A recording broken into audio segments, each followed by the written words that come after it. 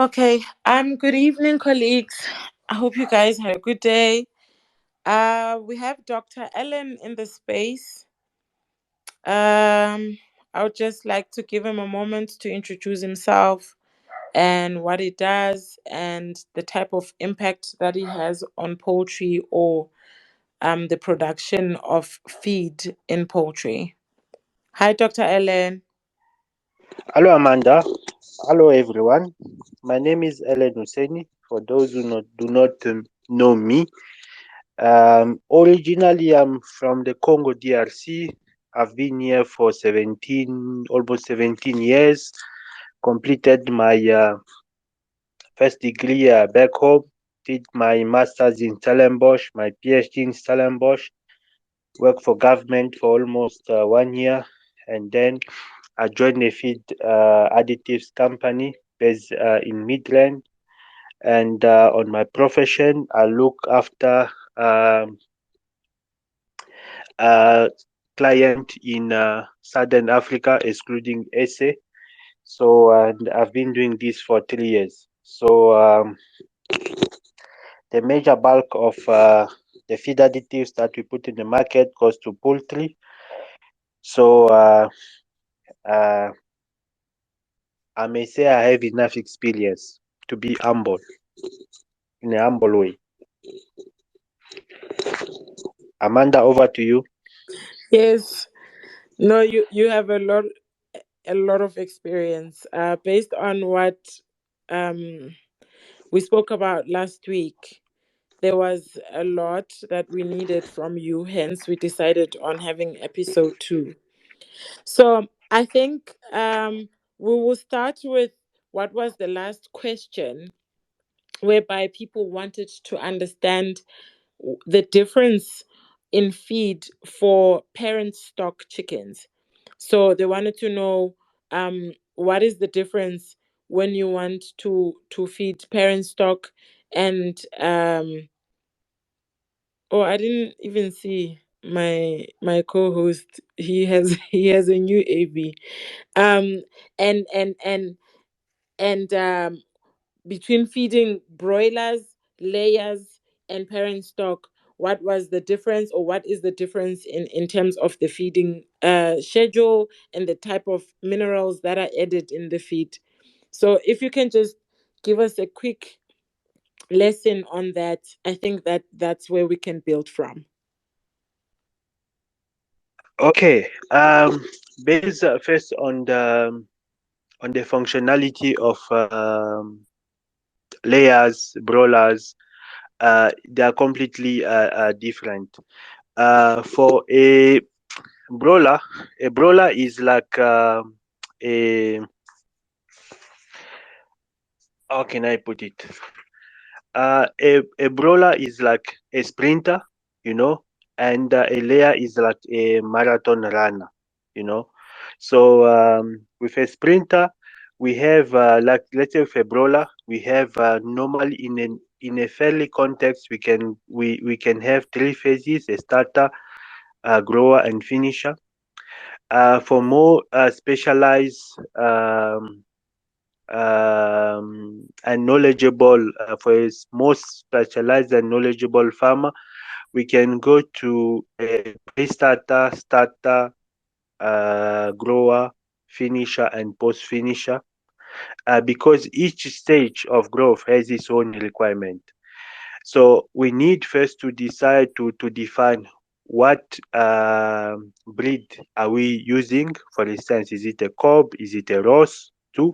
Each breed has its own requirement, and for that, I will advise you to kind of let's say go in Google, check the requirements of Ross, check the requirement of the nutritional requirement of a cob, and then you compare the two. You can see that there is some small differences, you know. So based on those differences, the ration need to be formulated based on those small differences that we have. Now, going back to the layer, a layer, as I said, it's a marathon runner. So the growth, you know, a marathon I'm not doing marathon. My boss does it, but you are going slowly. So the growth must be slow, not slow per se, moderate, in such a way that the bird can develop, correctly, in the first phases, for instance, let's say for the first 2 weeks, we have a immune system, the tube digestive, the skeleton, the feather, which are busy developing, and going on, we have a growth which can allow um, a maturity, a sexual maturity, and then after that, after sexual maturity, then the bird can be in production. So to reach a sexual maturity, it need time, because first you must start with a skeleton, and then you move to, let's say, the body, then once you grow in, once the bird grow enough, then it's going the stimulation of the sexual maturity is going to kick in, and then once it kick in, and then the bird will be able to lay eggs, and therefore each stage has its own requirement. So a starter Russian for layer, although it looked like a scramble uh, uh, by vision, but it has its own requirement. And then you go to a mash grower, and then after that you have a pre-layer diet, and then you have a layer diet, and based to that you can also play a little bit with the light, because the sexual stimulation is with bird is linked to the light, so the light must be a little bit longer compared to the dark. So if you follow this process, you are more likely to have some very robust bird, which will produce more eggs. And when you check the curve will tend not to go down, because the bird has been grown um, in a moderate way. So the difference is there. Um, I have in front of me a requirement for uh, the Ross, yeah, parent stock, and as I can see here, I have a starter grower, um, layer breeder one, layer breeder two, layer breeder three. So it depends from how professional you are, you know, to kind of like define each stage of nutrition, and each stage of nutrition comes with its own type of diet.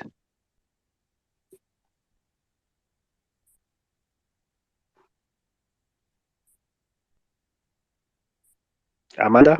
Yes, yes, I'm listening, Doc. Okay, so we're still here. Okay. Okay. So one thing that can I go straight to the parent stock? The Ross parent stock. Yes. Yes, yes, yes, yes, yes. Okay. We need to differentiate first the stage. We have the starter, we have the grower, we have the pre-layer, or the point of lay, and then we have the layer. So in the laying stage also, we can also put the first part of laying, mid part, and later part, because in the later part, the egg um, production is decreasing. Therefore, we'll need also to adjust the two together. One thing that we need also to put in evidence is the frequency of feeding. Are you feeding, and are you each? Let me put it this way: each type of feeding has its own um, advantage of or inconvenient. Let's say if you have an ad libitum feeding.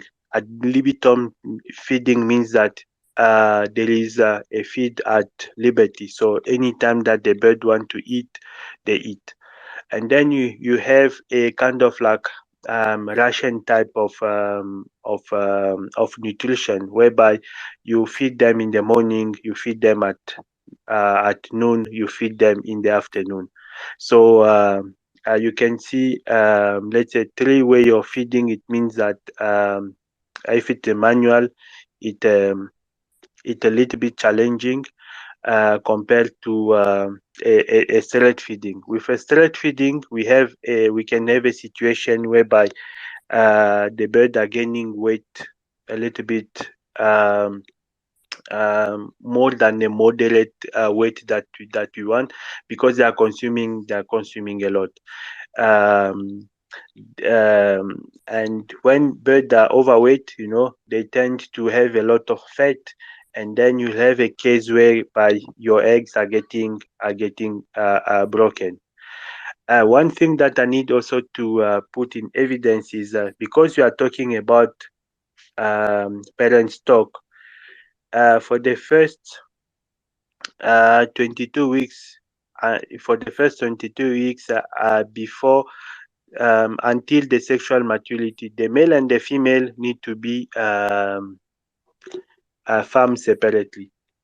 You know, we put them in the separate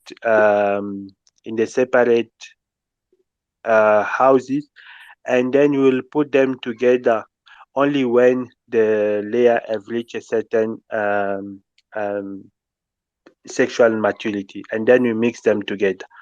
In a normal context, you need also to put the male feeder a little bit higher, because the males are taller, so they can have their own specific ration.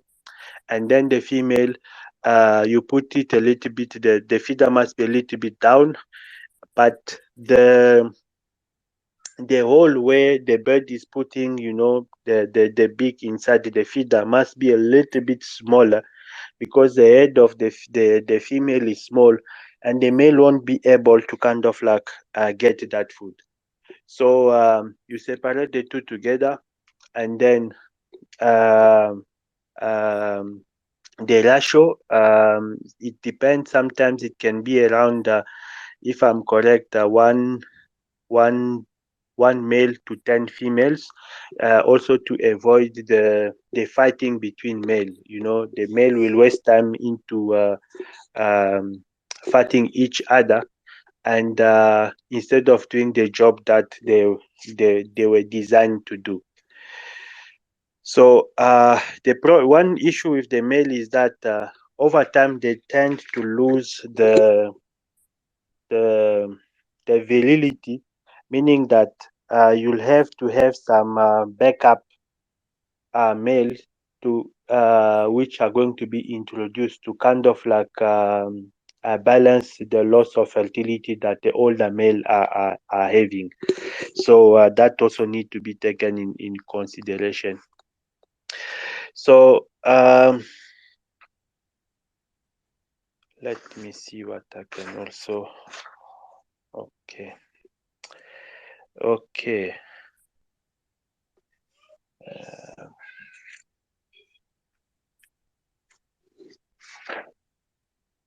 uh, okay. Okay. So those are a few things that we need to lay down. One of the things that I need also to put down is biosecurity. Biosecurity is one of the things smallholders are failing to maintain. So you need to have your biosecurity so high. I've seen in Twitter people inviting friend into the farm, taking photos with the bird. Please, guys, do not allow to do not do that, because if I visit a farmer today, I'd need at least, a week, for me to visit another one. Uh, by a week, I mean I need to bath.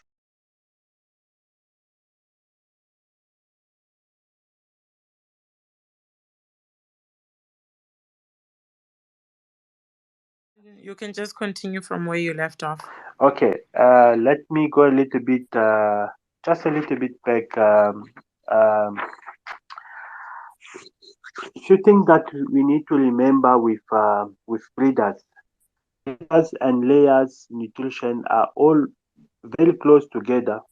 At the difference that with breeders, we need to bring males to kind of like fertilize the egg.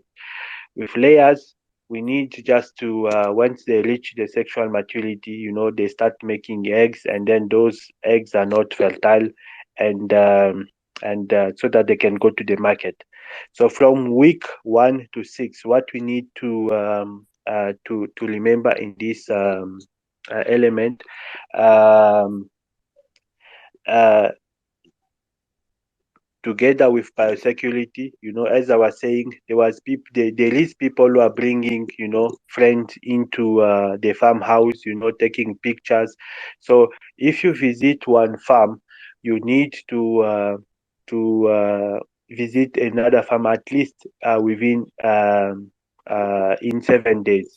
By that I mean you need to be able to bath at least 7 times, change the clothes 7 times, meaning that if you pick up some germs in farm A, you cannot be able to transfer it in farm B. That's why when you visit a farm, sometimes it's a requirement for you to bath. You get new clothes, you get new boot, and then you're allowed to go inside. So the first 2 weeks you must start with a bang. By a bang, we need that the feed intake is a key. Is a key. You need to have a pre-starter diet which has a higher density energy, and then it's okay to consider having a crumble, so that it can allow your bird to have enough um, uh, to improve the intake. So this scenario is essential to develop a good intestinal tract, to develop a immune system, the skin, and the feather. So uh, the next point we need to consider is for week 7 to 12. Here, the target is a good body weight here. So during this period, it's where the skeleton is busy at developing. I'm sure you have seen, especially on TV, for people who do not like us, they want always to portray agriculture in a very a bad way, whereby heavy bird who cannot even walk, and those kind of picture are busy destroying our industry. So it means that the muscle, because you are feeding wrongly your bird, you are the muscle is busy developing fast than the skeleton. So by 3 weeks, the bird cannot even walk. The bird can just stand up and few steps down. So it because the skeleton is not well developed. And then we need also to during this period, because the skeleton is busy developing well. One of the things with layers and breeders is a part of the calcium actually will come from the bones. So if your bones are not well prepared for that trauma of subtracting the calcium, from the bone, you'll have problems into your eggshells, into your egg quality, and so on. So this period we must promote a good growth. You must balance well your calcium and phosphorus, so that the skeleton can really grow up very nice. Then we move to the next point, which is from week 13 to 18. There we are talking about the pullet, which is busy developing, developing the sexual maturity, so that in the next few weeks, they can be able uh, to start laying eggs. So the target body weight here, we must at least have 90.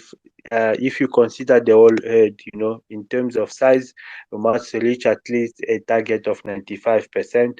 And in terms of, let's say, maturity, a maturity of 75%. So meaning that when you are feeding your chicken, you must try your best to keep them homogeneous. In some herd, you'll find that some birds are heavy, some birds are. Uh, let me give you an example in broiler. At 35 days to 42 days, you find like some bird, are weighing 2.6, some other, are weighing, let's say, 1.2.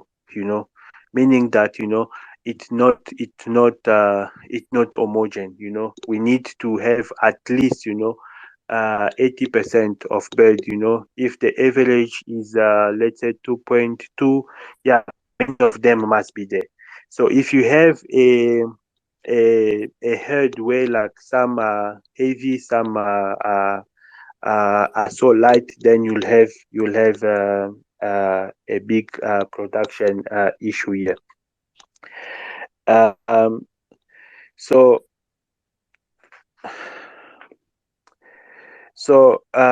once you have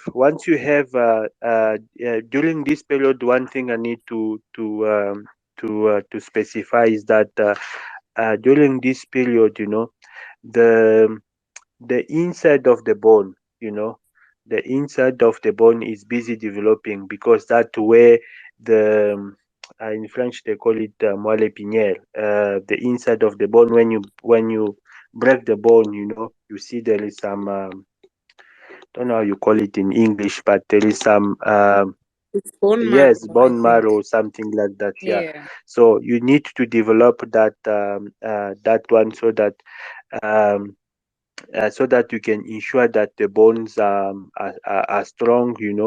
And if your bird will be in cage, you know, then they won't be having that cage fatigue, because they are very strong. Um, so during all this period, from starter up to this age, many farmers, will just have one house, where they are farming all those bird. To let's say the female in one camp and the male in another house. You know, and for layers, this bird who are were housed will be put now in the cages. One of the reason is because we want to have clean eggs, and then we want also to control the production, and so on. But the trend of which is coming out with cages is that um, cages are creating a lot of stress, physical stress on the bird. So many people, in terms of welfare, tend to not put the bird in the cage. So they because they prefer the bird to behave like bird, to swing when they want to swing, to jump, and so on. And in terms of even a production, you get good eggs when your chicken are not in a cage. So yeah, so hopefully in the future, um we'll get a cage free industry. So then around 18 weeks, we are very close to the laying point, meaning that during this period, bird have developed sexually. And for breeders, it's where you tend to now mix the two group together, male and female together. And because of they are we are busy preparing to laying, we need to increase the calcium, content in the diet. So that's why they talk about the pre-layer diet, which is completely different to the um, pullet grower diet. So once again, we need to have a herd which is uniform. If not uniform, we are in trouble. If we have heavy bird, we are in trouble. If we have light bird, we are in trouble. So basically, what we need to do here is to check the standard of the bird. If let's say the requirement is let's say 1.6, 1.5 at that age, let be there plus minus 50 grams, to avoid trouble. Yes. So uh, then we'll have a nice target. Uh, then then once mixed together, the activity start. Uh, bird can lay a bird um, without having a male around. So in some cases, you will find some eggs which are not fertilized because it's the beginning of the laying. Uh, um, but we need also to ensure that we have a very good ratio between male and female. Do not have a lot of males. Do not also have less. If you have less, the males will overwork and they will show a case of infertility going forward because of over time anyway with males you need to kind of like bring in some youngsters to kind of like pick up the fertility. Yeah, so once that in average we will have something like 4.5 eggs per week.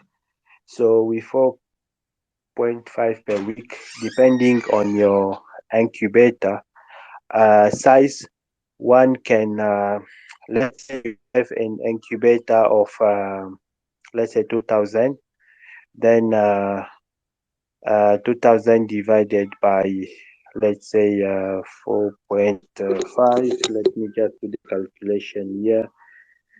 um,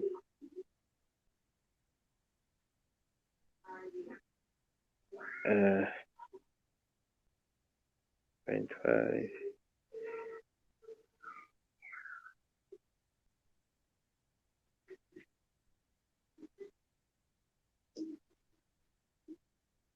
Yeah. So with an incubator of 2000, you'll need around somewhere like 400 bed to kind of like make your incubator full per week. So meaning that you need to have something like three incubators for you to be able to produce at least to put to place in your incubator 2000 eggs, you know. And then in that egg, before you put them in the incubator, you need to have a scanner. You can have a manual scanner where like you scan each and every egg to see if it's fertile or not. To know that it's fertile, you'll have to check.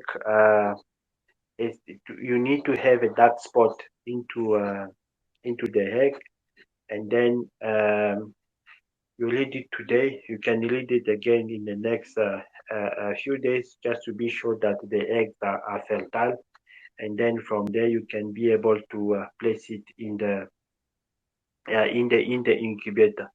So hygiene is very crucial because the egg by themselves they can be a source of contamination, meaning that the chicks that you will be producing will have a quality issue. And the quality issue of bird normally you can see it in the weight that you are getting. I think the live weight one. Secondly, you can see by the mortality within 7 days.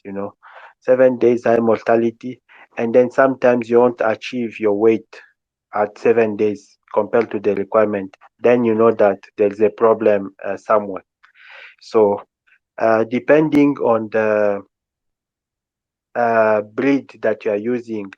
Let's say if you are using dual purposes parent stock, they are different of, let's say, of the ross, they are different of the cob. So the dual one might be a little bit resistant because they are they are not that improved compared to the ross and the cob, but hygiene is always the key. The second thing with breeding is your vaccination. So some incubators, some hatcheries, once they have the chick, they need actually to vaccinate. Let's say before the bird can the day old chick can go out. So you need to vaccinate. And on the plan of vaccination, please do consult a vet, which is going to give you a plan of vaccination, and then based also on the few diseases that you have around, the availability of a vaccine, and then you can apply. I'm not an expert on vaccination, but I know few companies which can assist in terms of vaccine. And in terms of vaccine, please go deal directly with those companies, because with vaccine you need to keep them in the cold chain. If you do not do that, then you are just applying water. So that also need to be taken in consideration. So once you have your chick, you can be able to sell them on the market. One thing I need also to say in South Africa is like this country is full of regulations. For instance, um, as far as I know, if you want to make, let's say, your own feed, you make your own feed, you give it to your chick in the farm, and then it handed. If, let's say, you want to resell, then you must take a sample, you send it to the Department of Agriculture. They will evaluate it according to the standard. One of the standards is just to have the protein level based on the guideline. That I think that one is a very old guideline of 1943. Then you'll get a V number to say, what, this product is yours, and then you can be able to put it on the market. If you check many product on the market, they do have a V number, a V, and some numbers next to it. It means that the product has been evaluated by the Department of Agriculture, certified, and then you can be able to. Without that, you are not allowed to sell it. I think it goes back again to the product that you want to put on the market. If not certified by a state vet, then you are not allowed to kind of like sell it by law. That's why you need and few people were talking about this last time, you need to kind of like send your bird to the vet, I mean to the slaughter, to the register, to a registered slaughterhouse, so that once the product comes out, at least it comes out with that stamp. Sometimes being an African, I feel like it's a money making scheme. Sometimes being a scientist is to it's there to promote, a product of good quality on the market. So sometimes I do have mixed feeling, but unfortunately, this is how the country is. So yeah, so that's basically the short story that I have. Um, Please do check the different requirement on on a different breed that are on the market. They are completely different. If you consider the fast growing bird like the cross and the cob, if you compare the layers, they are different. If you compare the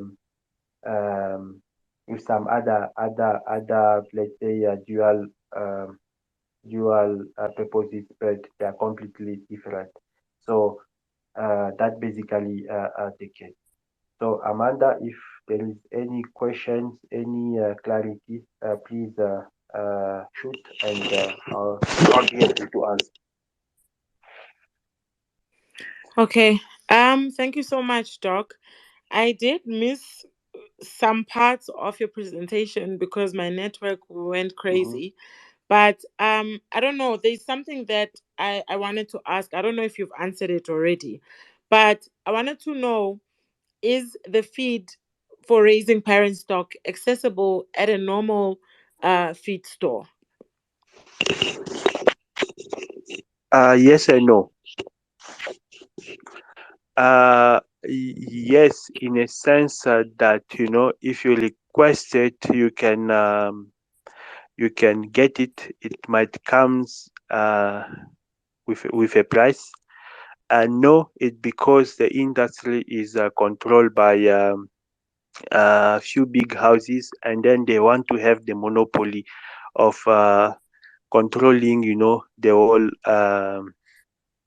industry chain.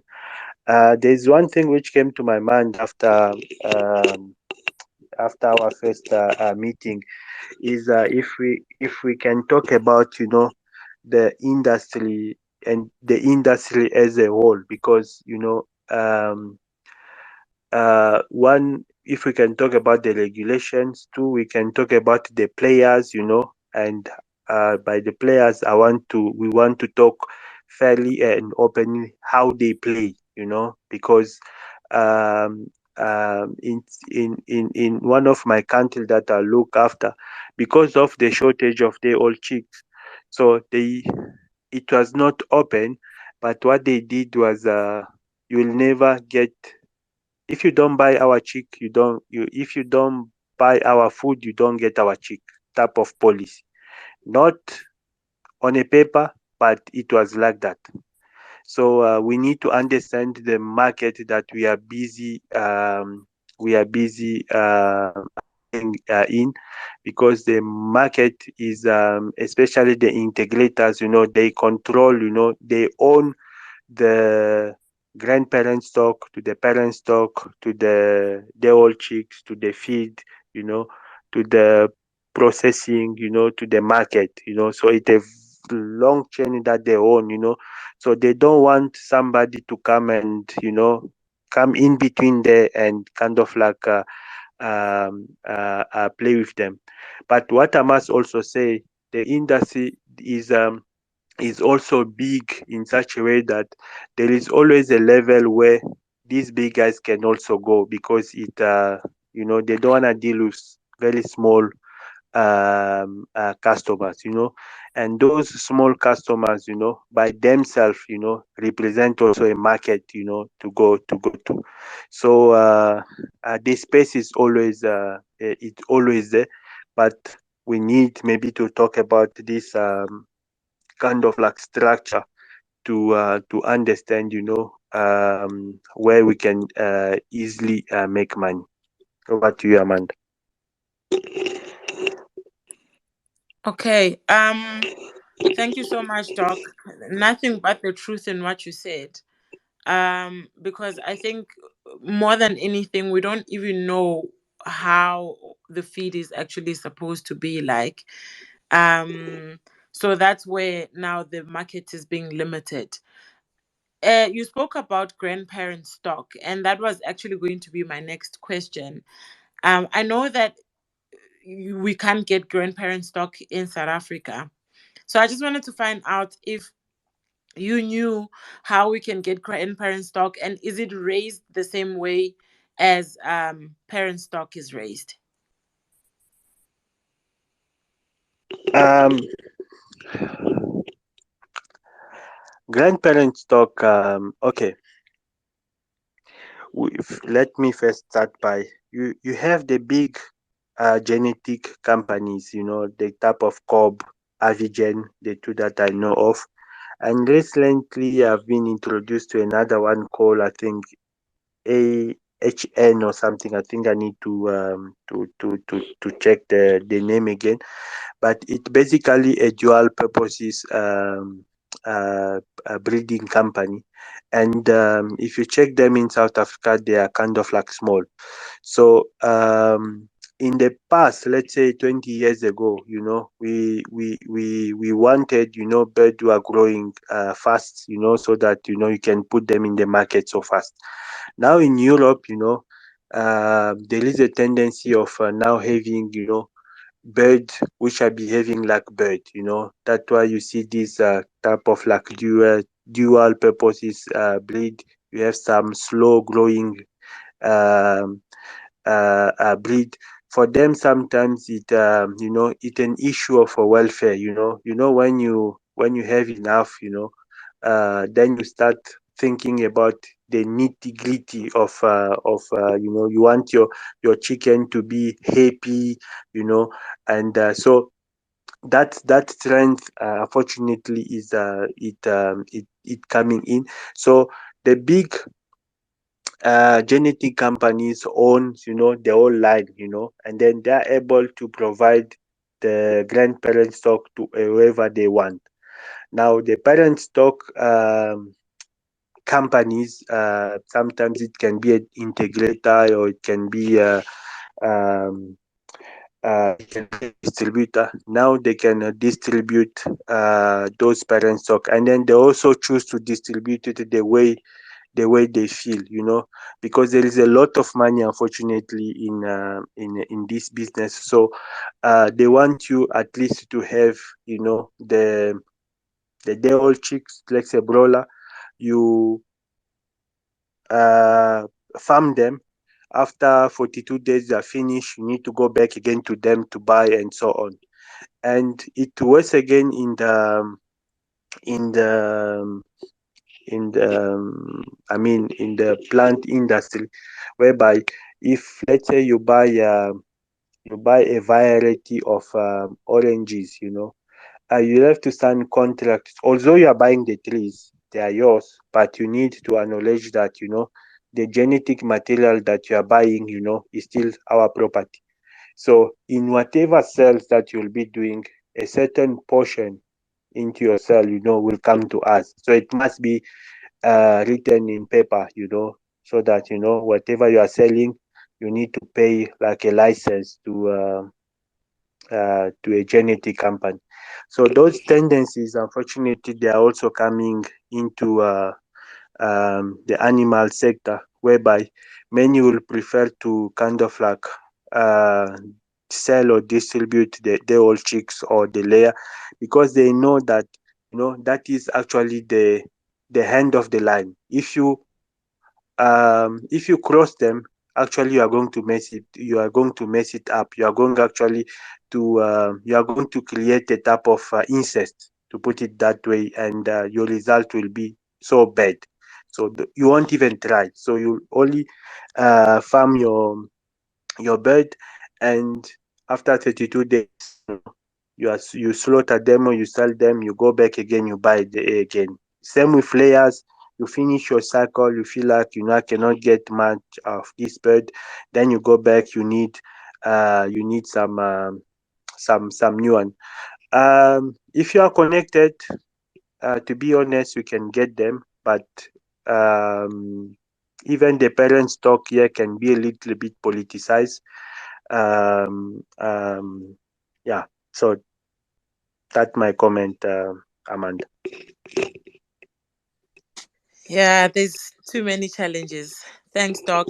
By Black has a couple of questions. I don't know if he's back on. Hey, Abuti. Hi, how's Amanda? I'm back. I hope I'm Yes, audible. yes, you are. Okay. All right, fine. I'm just gonna ask a few quick questions just in case the network does its thing again. Greetings to everyone and greetings, Udokotela. So if you've already answered some of these questions, you can just pass them by for the sake of time. I think one of the reasons why a lot of people attend this space is because they want to start producing their own feed in the long run, seeing that feed is like the highest cost as far as broiler production is concerned, I'm not that much into layers. So I have a few questions. The first question I'd like to ask is, what is the replacement for fish meal that is accessible in South Africa? Because I've been looking around for the ingredients and I struggle to get fish meal.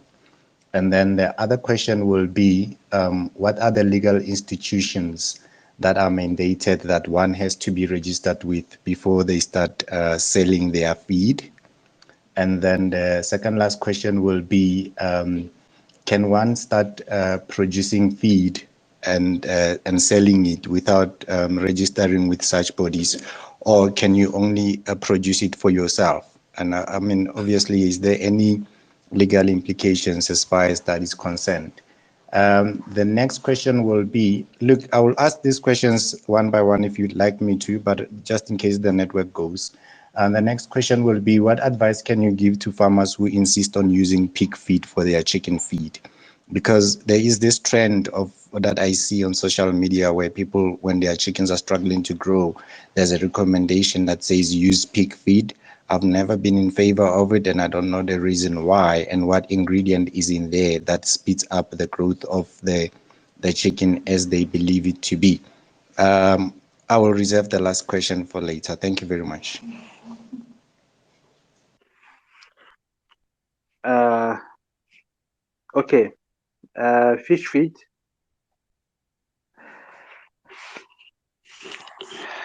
Oh, sorry, that was actually fish meal, not Yeah. fish feed. Okay. On the fish meal, mm, this is a very tricky one in a sense that how many people are okay. I know a gentleman who's kind of like importing fish meal. I must say there isn't enough in South Africa.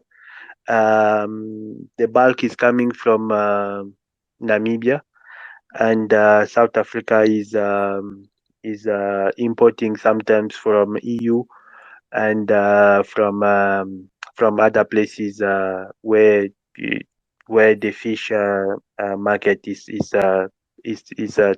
thriving.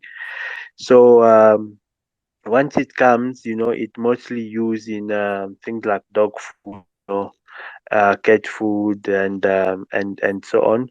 So I do have some customer who are using a little bit of fish meal. It has some good quality amino acid. However, due to our climate, is very prone to decomposition. So it might actually create more trouble than good in the diet. So for me, I will tend to stay away from this product because it it's too risky. It's too risky compared to soya. So by nature, fish meal provide amino acid and also a molecule called creatine. So we do have a product which can replace feed meal um, fully, and the product called guanamino or cleamino, which is also being sold by an opposition company. So fish meal for me in Africa, in most cases, is not well processed. Most of it rotten, and for me is not good. So to replace it, you need to go back still to soya, and then you can also add some supplement amino acid just to balance your diet. So on the feed, when it comes to the feed, the institution that regulate the feed quality is mostly DAF. You need to apply, and and then a permit will be issued to you, and that permit is a V certificate that you'll get. So if you do make your own feed and then you tend to sell it, um, to somebody else, you might end up one day in trouble. When I don't know, because you are not registered, so you are not compliant with the state. Um, what other question did you ask? Okay, thank you very much for answering the first two. I'm still here. So the next question was, what advice can you give to farmers who insist on using pig feed for their chickens? And what ingredient is there, if any, in pig feed that is accelerating the growth? Because this is usually recommended when a farmer is struggling with growth of the chickens. Thank you. Okay, this is something that I'll never advise, because the requirement of um, let's say of pig and bird are completely are different. You need just to Google the two, and you can see that it completely different. Um, One thing that people tend to do is they tend to put, let's say, some growth hormone to kind of like allow a high deposition of muscle. Also, that also in the long run, ethically can is not fairly sound. Some people do it. Some people prefer just to allow a normal growth. But in terms of swapping the two, I will never advise. I will never advise. It's just a perception. You see, uh, uh, this is just a typical perception. There is nothing fundamental to justify giving a a chicken a pig feed. It does not make no sense at all. Not advisable. Thank you. Amanda, can I have a last question? Yes, go on, Abuti. Okay, so here's the situation. There's a lot of small scale farmers who wants to start producing their own feed right now. Mm-hmm, So I'm looking at possible solutions as to what can we do. We've identified macro ingredients, and mm-hmm, we've also identified micro ingredients. So my plan was, mm-hmm, we get one farmer who's going to plant soy, mm-hmm, and then we get another one who's going to plant sunflower. The other one is going to do maize, and the other one is going to do wheat. Now, when we have these macro ingredients, who mm-hmm. do we need to call to come and give us the micro ingredients so that we can do something that is legal and acceptable? Because ultimately, we are not going to stand and say, okay, this is difficult, it can't be done, and stand by and not do it. We want to go forward, and we want to be able to can advise a layman like myself that, look, you can mix this and mix that and do it, and then this is the process you need to follow as far as legalization of this, and then so that a farmer can start tomorrow. Because when you're talking to farmers, you're talking to practical people who want to start doing this thing as quickly as possible. So we want to work towards that. So the question would generally be, what steps must one follow in order to be able to have this in a legal way and start producing feed that I can be able to share with my friends as well? Okay, I'm happy to hear that you guys already have a source of uh, raw materials such as maize and so on.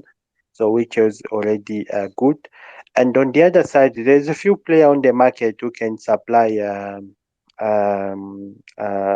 macro pack. As I said last time, a macro pack, it contain the premix. The premix, you find the trace mineral, the the vitamins. You find also, you can get, let's say, some phytase, you can get some enzymes, you can get a few things. So and also the not the lamp, so the MCP or the DCP. So you find it as one block, and then one bag, one bag can, you can mix one bag in a ton of it, and then the rest is maize, soya. based on the formula that you can be given.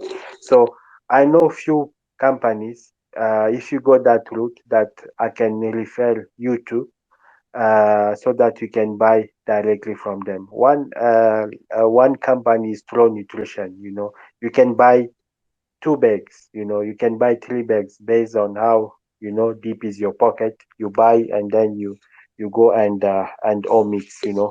So that already a fact. The problem, my biggest issue, what I've noticed is I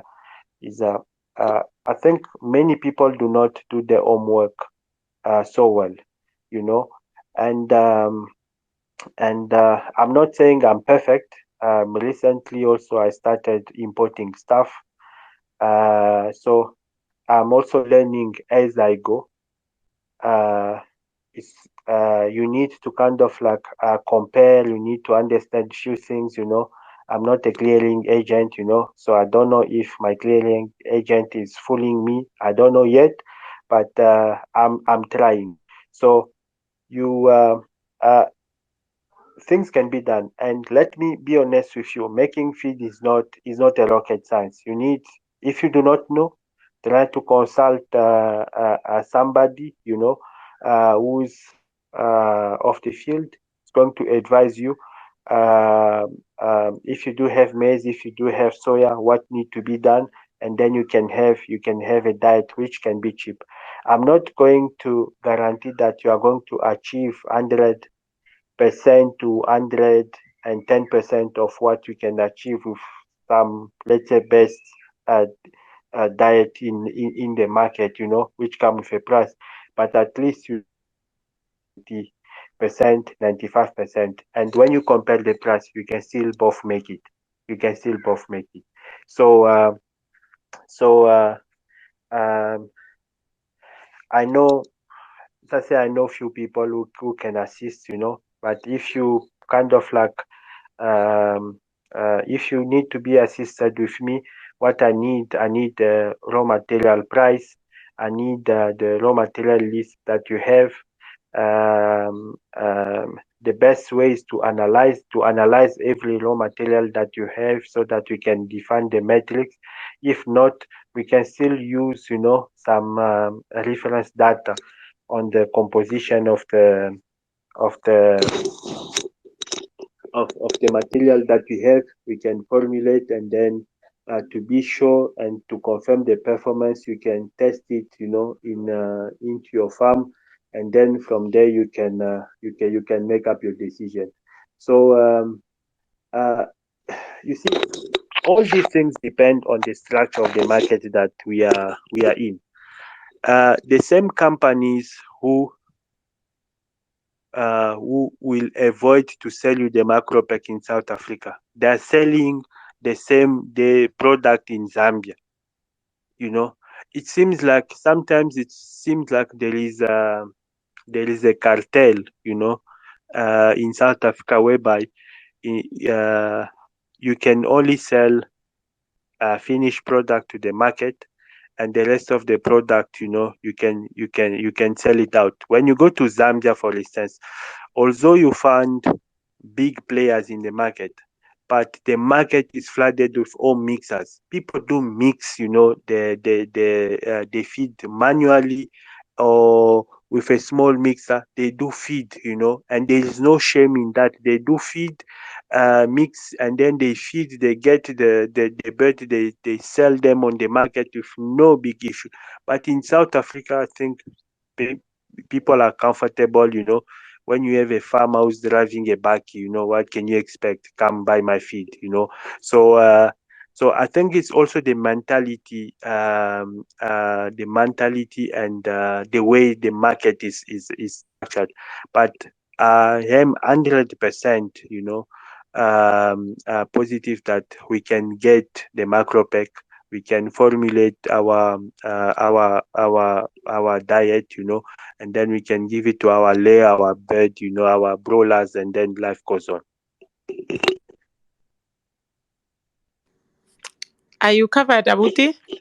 Yes. Yeah, I think I should give others a chance. I have a lot of questions because I've been doing research on feed production for over 3 years, and I actually started buying some equipment. As you know, I already have a pelleter, and I have your hammer mill, and what's the other one? And a blender as well. So I did research, and I called a few companies in South Africa to find micro ingredients, and I can actually confirm that some of these companies are selling micro ingredients to Kenya, and they are not selling them in South Africa.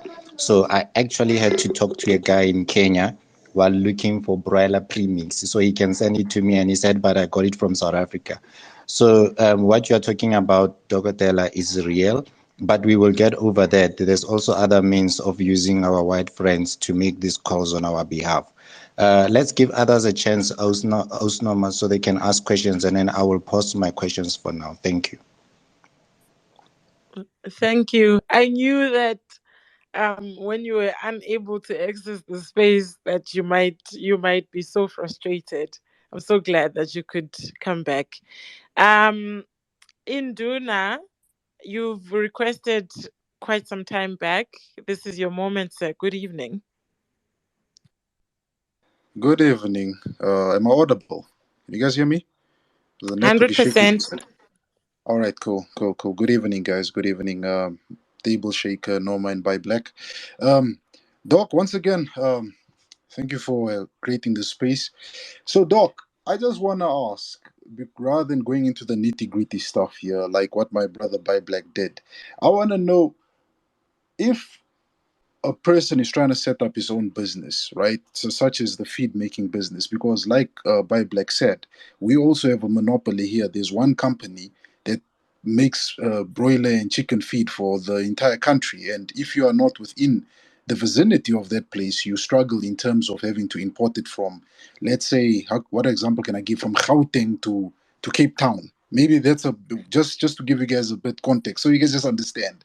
So there's the distance, and when the feed reaches Cape Town, it's so expensive.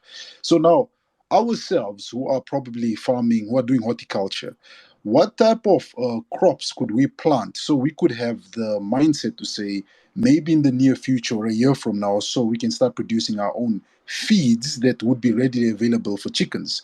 Like last time when we were in the same group, you said maize you can, but you can't just be giving maize. You need to give other things to the feed.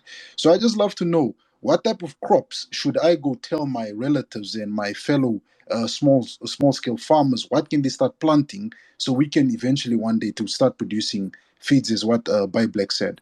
Thank you very much. Okay. One is maize. Second is soya. Maize because it provide energy. If you have millet, sorghum, all I mean the cereal group, provide energy. That one. Then you have on the protein side, you have soya. As I said, soya need to be processed because of the anti nutritional factor that it has. It need to be processed. It need to be eaten up a little bit. And you have the sunflower. You have the peanut. You have the rapeseed. And the rest are just the macro pack. As I said, premix and limestone, clay. Let me give you an example. Um, when I don't know where people are based in this group, but I know as African, you'll find some clay, that sometimes ladies are putting on their face, or sometimes when they are pregnant, they tend to have a piece to like to suck it, you know. And when you last time I was in Pretoria, Sunnyside, I saw some ladies are selling them. Uh, there is a company which import some clay from Zimbabwe, some from Mozambique, and then they bring it here. They mix it up. I don't know the proportion. They mix it up, and then they use it as a mycotoxin binders, and then they sell you well packaged, looking nice. as a final product. So there's few things that which are ready available that we can use. Maybe we need just to crush it, you know, the type of limestone, grit, you know. Those are it's not a rocket science, you know. One can you can find it in many countries and use it. Or sometimes it's the seashell that can be used as a source of calcium and so on. So um, but the most basic one are maize, the cereal, and the protein range where you find the soy and so on. So if you can plant those one, at least you have an average of saying, you know what, I can start making my own feed. So um, next to that, you need some few equipment, you know, like a hammer mill, like a mixer. A mixer, it because you need to have a higher homogeneous diet. So you just to avoid that type of let's say in the mixture you have one corner which has, let's say, more salt than the other one. So you want a mixer to the mixing uh, to be one, so that you can have, you know, the result, you know, can also be good in terms of homogeneity. So I hope that helps. All right, thanks, Doc. Quick question, just on the mixing before I pass on the mic on the mixing. I know in my kettle when I'm mixing concentrate and salt, we go 50 on Mhm. 50. Is it the same ratio with chickens, or it's a bit lower or higher? So if you could just enlighten me on that one, please. No, what first do you have in your concentrate? Do you have soya in it, or what do you have in it? What is the composition of your concentrate? On the chicken, I wouldn't know, but on the livestock, I'm just saying, like when I'm mixing for cattle, I go 50 Hmm. on 50, bag of salt and concentrate. So now when I'm doing the premix, as you said, for the chicken Hmm. feed, uh, what what ratio do I follow? What's the formula here? That's what I want to know. Okay. When you talk about concentrate in poultry, you know, you have a mixture of premix. So it's a macro pack plus a soya plus protein on top of it. Then you can mix it half, you know, 50 or 40, uh, 40 concentrate, 60 maize. That's how it mostly it goes. But in a ruminant, I think we are talking about another story. Now, thanks. Mm. Table shaker, back to you. Thanks, Nduna. Speaking of protein, last week we spoke about how masonja can be used as a protein agent in the production of feed. There's someone that sent me a DM that is farming black soldier flies, and they're saying that they can be used as a protein agent as well. I just wanted Doc to speak on that. If you know anything about black soldier flies being used as a protein agent, or can it be used as a protein agent in the production of feed? And once you've answered that question, Milton, you can take the mic immediately after the Doc. Um, I think I had an interaction with that gentleman last week, if I'm correct. Black flies can be used as a source of protein. Uh, you know, let me be honest. There is no um, raw material which can give you 100% of what you want. Even maize, even soya, you always have, you know, maybe 5% of drama that it can create. You know, black flies can easily you can replace, it can be a good source of protein, you know. And one of the things, you know, it's fresh, you know, it as soon as you produce it, you process it, and you know it's still fresh compared to the fish meal which must come, you know, from uh, let's say from Namibia, you put it on the truck, and then it reach South Africa, and then it go to Bumalanga, So and just change it. So and I also told him that there is some good article which came from Stellenbosch University on black flies. It compete well, but the problem is the availability, and how efficient to produce it, to make it competitive. That is the only problem, but it can do the job very well. Thank you.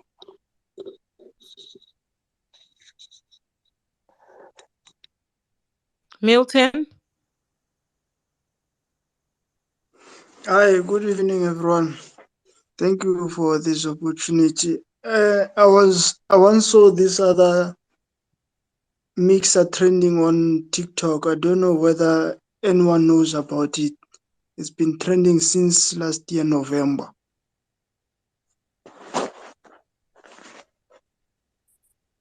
Anyone knows about this mixer? Yeah. What about it, Milton? Yes, Is I it the was one with looking the for egg? it. Yes, I was looking for its name since we're talking about the feed production. It was gonna help one or two about Milton, mixing the feeds. I think the mixer produces pellets, if that's what he's talking about. I've only seen one. I'm not on TikTok, but I saw it somewhere. Um, is it the pellet mixer, Milton? Yes, it's the pellet mixer. Okay. okay. Um, as far as I know, um, and based on the engineering that I know and the few feed mill that I've visited, a mixer, a mixer stand by itself, and then the pelleting machine stand by itself. So once the mixture is completed, then the bucket elevator or a conveyor will take the mixture and throw it in the pelleting machine, and then the pelleting machine, which has a mold and a roller, will compress the feed inside the mold, and then on the other side the pellet are coming out. So I'm sorry, I'm not on TikTok, so I cannot advise. I do not know if what you saw was really related to the feed industry. Are you covered, Over to you. Milton? Yes, I'm covered. Thank you. Thank All you. right, thank you. Barbarian Farmer, good evening. Good evening, Table Shaker. How are you? Well, thank you. How are you? I'm very fine, thank you. I requested to speak because the concept that someone asked about black soldier fly is something that here in Kenya is we are really pursuing it seriously because when you do black soldier fly farming, the maggots themselves or the larvae give you up to 50% protein content, which is even higher than soya. And then I had a comment about the availability of it. Where we are currently, we are trying to look at a possibility of producing the black soldier fly using blood, animal blood from the slaughterhouses. That would mean all the blood that is all normally going into the drains will be used to produce the black soldier fly, which in turn are again transferred into poultry feeds or sold off to farmers as a crude protein source. So yes, the availability is also more of you looking at what you want to produce it with. But there's a farmer I visited here in Kenya that was actually doing capacities of up to 50 to 60 kgs of black soldier fly production per week. And this he was doing using his pig droppings and poultry droppings. And surprisingly, he was having too much protein content or too much protein source that was even higher than his farm needs. So that is what I wanted to put in there. Yeah, you guys are really ahead in Kenya with this poultry industry. You Amanda, must Funny provide thing a is, room for me. I want to visit. You can join Norma. Norma is to come here in July. Wow, Norma, so you're doing things behind my back. All right, it's fine. But Sandile had requested a long time ago. You can shoot but cishe ngathi abut.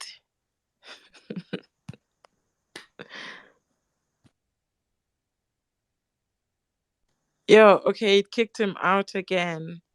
Um, okay, Doc, you wanted to say something to Barbarian Farmer? Yes, in some countries, they do not accept or the importation of a product which has an animal byproduct. You see, animal byproduct in most cases is it constitute a danger in terms of germs, contamination. So that can be an issue in some area when one is using, let's say, blood. Yeah, that makes a lot of sense. There was Yeah. um what's this show that plays on Sunday? Carte Blanche, whereby they were talking about the flies that are at a particular farm, and it caused the whole scene. So yeah, that could be an issue with the Department of Health and getting approvals, since we need approvals for everything in our country. By Black, I don't know if you are still with us, my brother. You can shoot your next question. Guys, the floor is open for questions. I didn't say, but I just started getting requests, and I just started giving the mic. So if you guys have questions for the doctor, you can shoot. Otherwise, if you're all out of questions, then it means my job is done. Before you close off, Table Shaker, I wanted to answer to the concern that some animal byproducts can be carrying germs. The sole reason why the black soldier fly exploited is because of the capability of its digestive system to break down even microorganisms that may be potentially causing harm or transferring pathogens or any such sort of things to any other animal. So the contents of the secretions in their digestive system kind of break down almost everything and make it conducive for some, I don't know how to term them, but let me call them germs or something to survive and be transferred to the end user of that larvae. So there's an organization in Kenya called ICIPE. I don't know if it's also in South Africa. It's called ICIPE, and they have done some extensive research on it. And the safety of using black soldier flies actually has been approved. And that is why we also considered using the blood from the slaughterhouses. Wow. Okay, that is some information. And how are the black soldier flies caught actually? Are they caught dried out like masonja before they can be used to produce the feed? You wouldn't say they are caught per se, because normally there are there are organizations that started this, that had initially trapped the flies and caged them in nets, and then they started producing larvae in large scale. So here in Kenya, there are people, there are organizations, and then there are farmers who are doing it independently, and they are able to sell you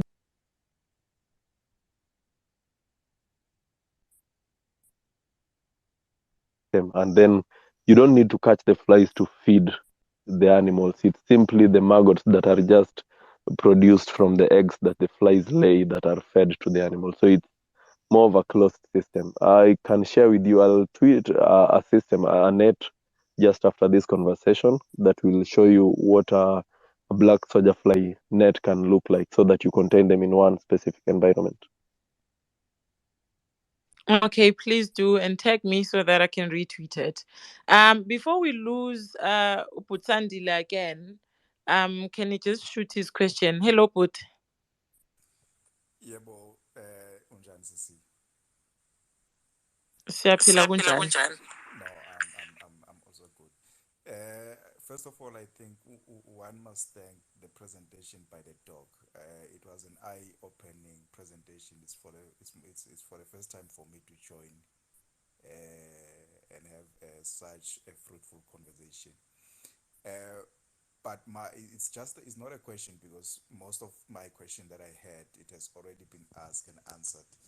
But it's just a comment and to applaud to all of us who are into this space and who are thinking wide openly because I think the issue of feed is very important because for many years our focus has only been on the actual production of poultry or laying or layers, but we have ignored the space of feeding, which is the biggest contributor, if I may say, for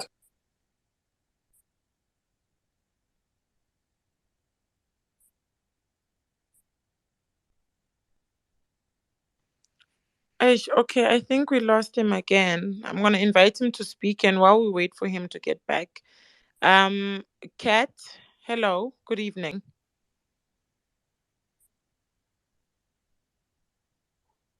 Typical Scorpio. Oh, hi, hi. Sorry. You don't know your own handle.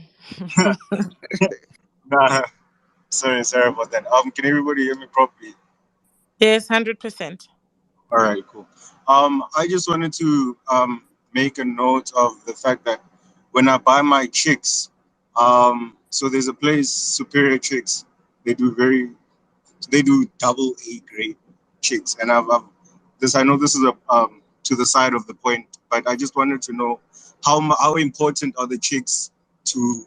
I know we're talking about feed here, but I mean, the guy keeps telling me that if I buy good his chicks, which are good chicks, and I buy bad feed, then I'll have wasted my time, right? So he suggests feeds made by some group called the VKB group, or Vier Carbier, as he says, right? So my question is basically, how important is it how important is it to get these double A grade chicks, and also if the feed content or the protein content and the different kind of calcium content and all that is what is important. Why are some feeds better than others? Because it's still the same wheat, it's still the same soy, it's still the same, you know. Yeah, I hope I'm making sense.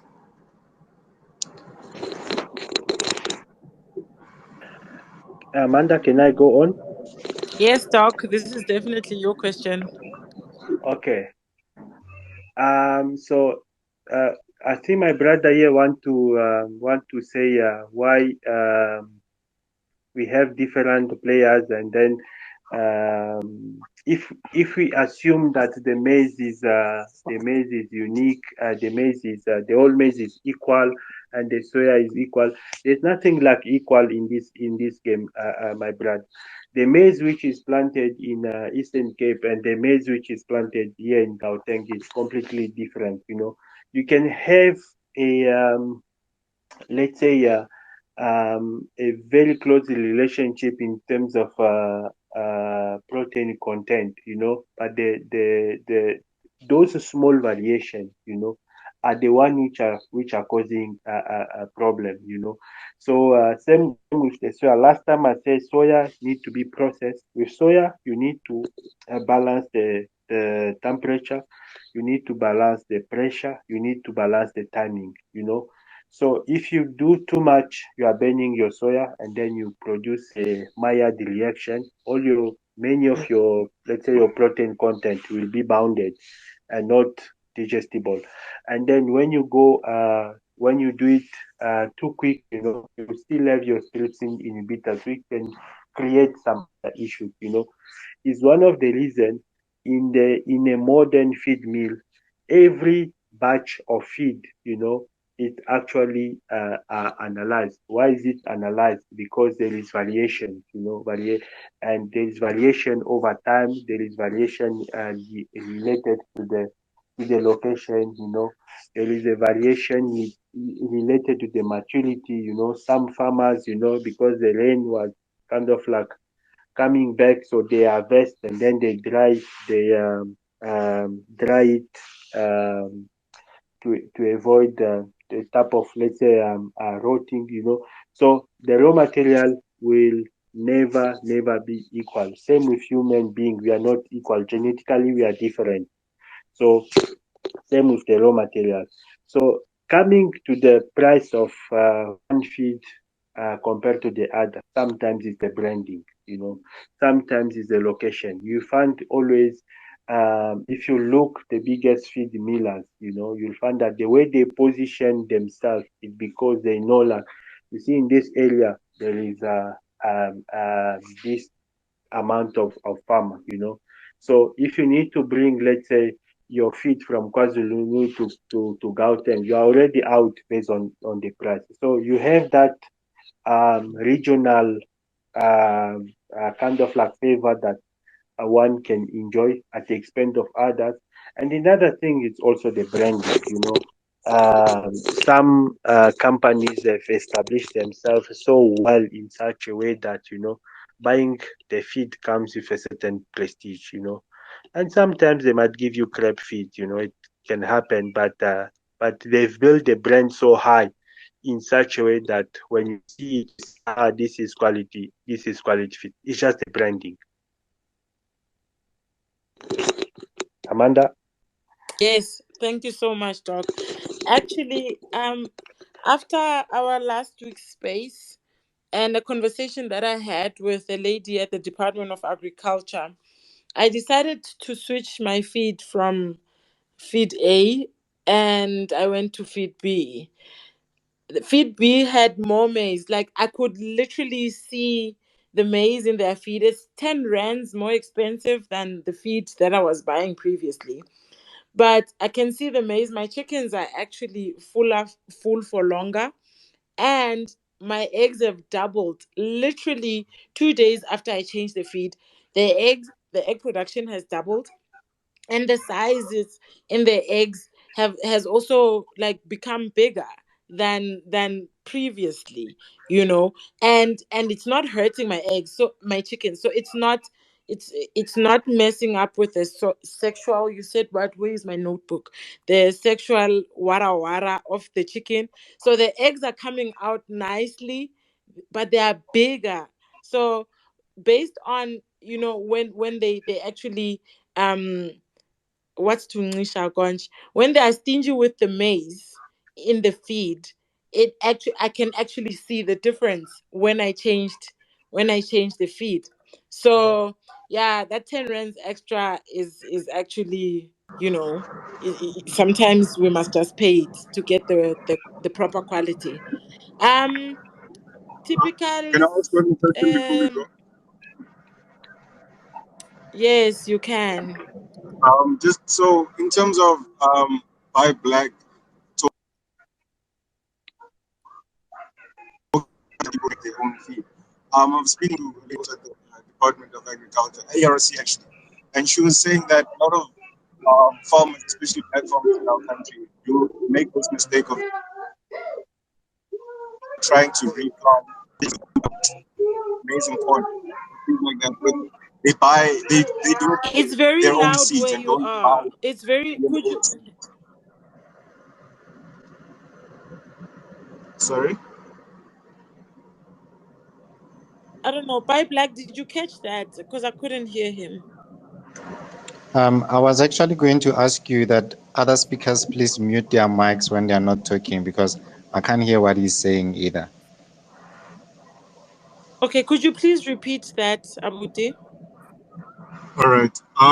So I was saying, in terms of making our own feed, as Black was saying, that making our own feed would be a great idea. But the issue that comes up is that, like I said, the lady at RSC said a lot of black farmers, even bigger ones than, or small farmers, but with big plots, try to reuse seeds and not buying properly GMO seeds, as she says. Says for you to ensure your success, you need properly GMO seeds, genetically modified ones.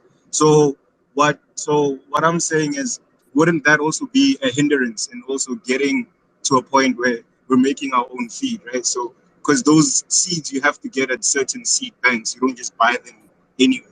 You know what I mean? So wouldn't that also cause then an issue in terms of the quality, like we're saying, right?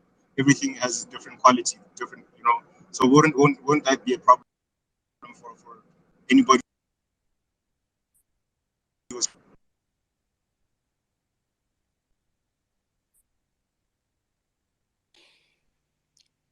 Doc, did you catch that Uh, question?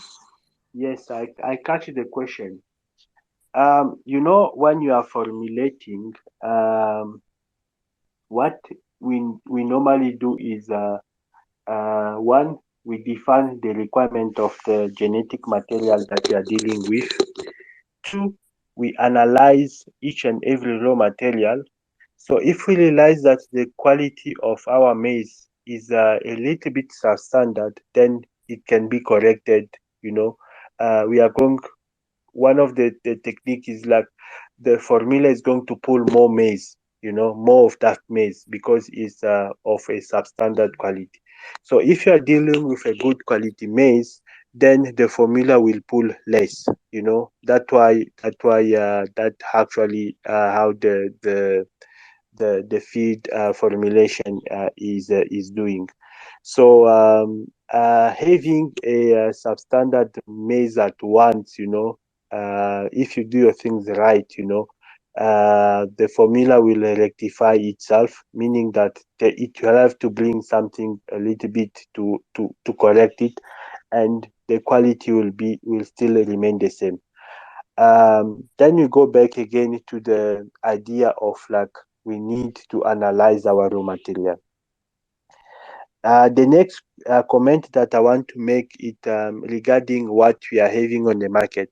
Let me say it again. What we are getting sometimes on the market is the end, let's say, production. By end of production, you mean that after those genetics line, father, mother, the day old chicks that you are getting is like that is the end of the line.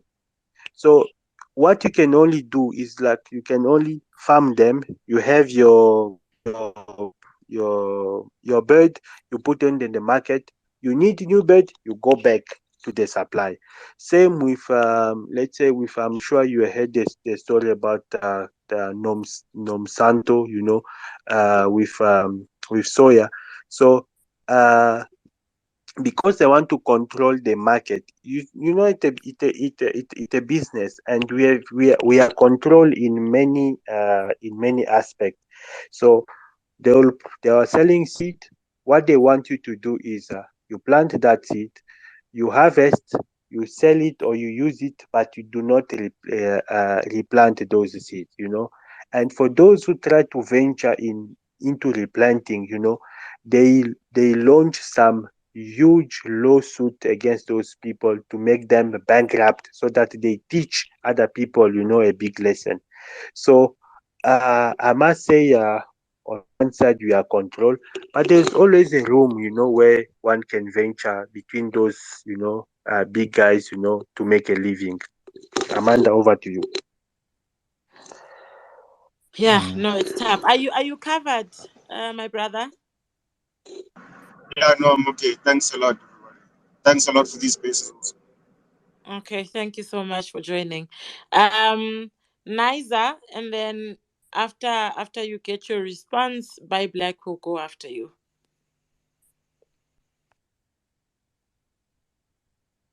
Guys, I'm gonna need you to remember your names. Nah. I know it's not your real names, but I'm gonna need you for the sake of the spaces to please remember your names. Niza Wamupedi. Hello.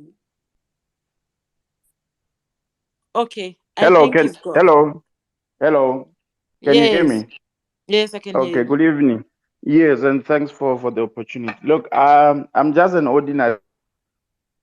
I'm busy trying to gather some information around on chicken farming. So I it's a pity I was in and out of the space, but I just want to check from the doc. Just a simple answer to a layman on the street like me for now. And I hope people are not going to laugh at me and say this is a simple question or an easy question to ask. When you start, you must not take things for granted so that you don't miss out on something. I want to check. My family has, we have a very big land. plowing fields, grazing field and stuff.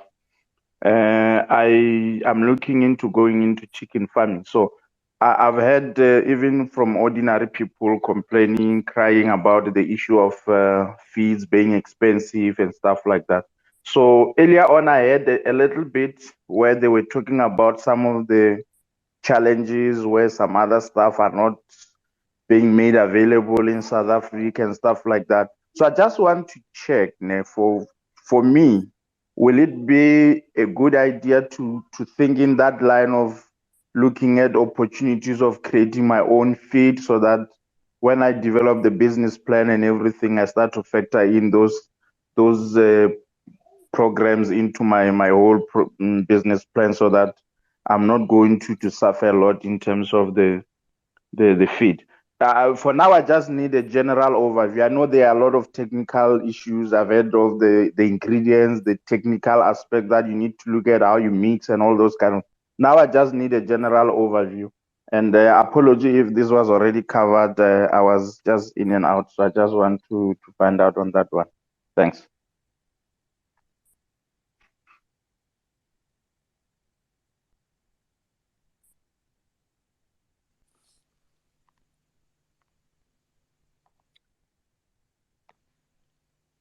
Hi, Doc. Are you back?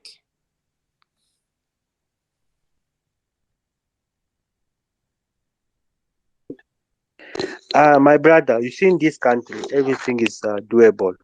You know, they, you see, for big companies, what they do is like they want to deal with big volume. You know, then you find, after those big companies, there's some intermediate company who are buying from big companies and they're reselling down here. So uh what you need to do is like just to understand how the market is structured, who are the suppliers, and what is the requirement for the supplier. I'm sure for like for those who knows the accounting system, you have this SAP accounting system that many companies using, and I heard that, and just to issue an invoice in the platform, it will cost you something like 50 euros. So when you come with a small quantity, somebody will look and say, the paperwork that we need to do of this small quantity, yeah, it's too much work, but based on that, they tend to put a certain level of minimum order requirement.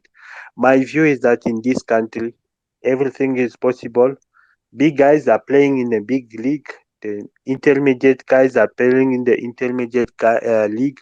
We also have a league, a small league of like small holders, which also represent, uh, a very good market, so anything is possible.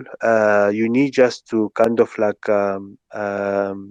do your research well, to know who's who, where you are going to get what, and who's going to assist you, let's say, in terms of formulations, and as I said, there is no um, uh, things are not that difficult if you just pay attention, you know I decided to import few stuff, and just to make the story short, when I was about to pay it, I was told that, hey Baba, you need to have um, an import permit.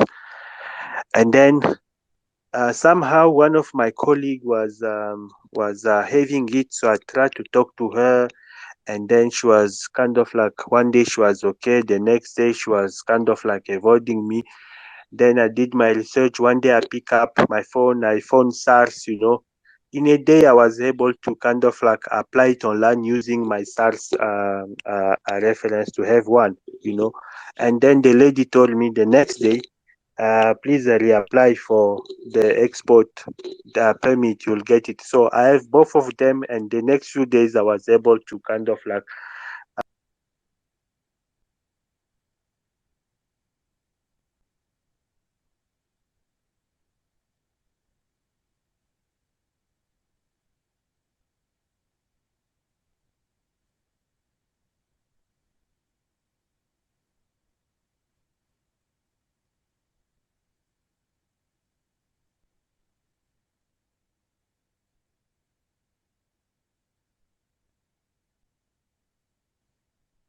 The way I was so scared thinking it's me again. Hey, Yeah, Doc. so No, it's not you. so everything is possible, but one needs to kind of like do the homework very well. I'll give one example. There is few guys who have worked in the industry, and after they realize that they can make money out there, they just leave the company that they've been working. Now they become consultant, and they are busy consulting in South Africa, in Africa, and because they see opportunities. So um once one applies man very well, I think we can succeed in anything that we want to do. And my last comment on this is, Amanda, if you can allow me, if I can, Yes, yes, Doc, go I can ahead. consult, let's say, the few suppliers that I've been in contact with, let's say on the macro pack side, if they can be able, if they do, um, they do sell, they they still do sell the small package, um, in South Africa. If yes, if they can, I do have the product information. If I can share the product information with other people, and through that channel, you guys can buy. Just you can just pick up the phone, you buy directly from them if it's doable. That would be highly appreciated, Doc. I'm sure that a lot of people would appreciate that, like buy black, and I'm trying to get him back on. But yeah, his network is acting as well. Niza, are you covered with your question, my brother? Yes, me ki sharp no yeah. I'm just happy that is doable. It's time that we also work together as blacks to try and push this business, and where we find it difficult, as time goes, maybe in future as well, you can start to create even those database through this space like this where we meet, then we know this one deals with this, and then we start doing those connections and get better in life. Thanks. Amen, my brother. That is a great verse to preach from. We appreciate it. Bye, Black. Your question, sir. Yeah, thanks. I'm back. I just want to say to farmers like Mr. Nizer here, guys, there is a Telegram group and a WhatsApp group. Follow Osnorma and Table Shaker and myself. We share information free of charge. I call people on a daily basis with my airtime and help them start their poultry business.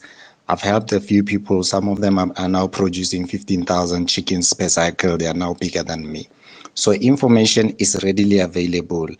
Contact us, DM us, we'll give you information. I just want to address the issue by a gentleman whose name started by typical. I'm not sure what it goes by.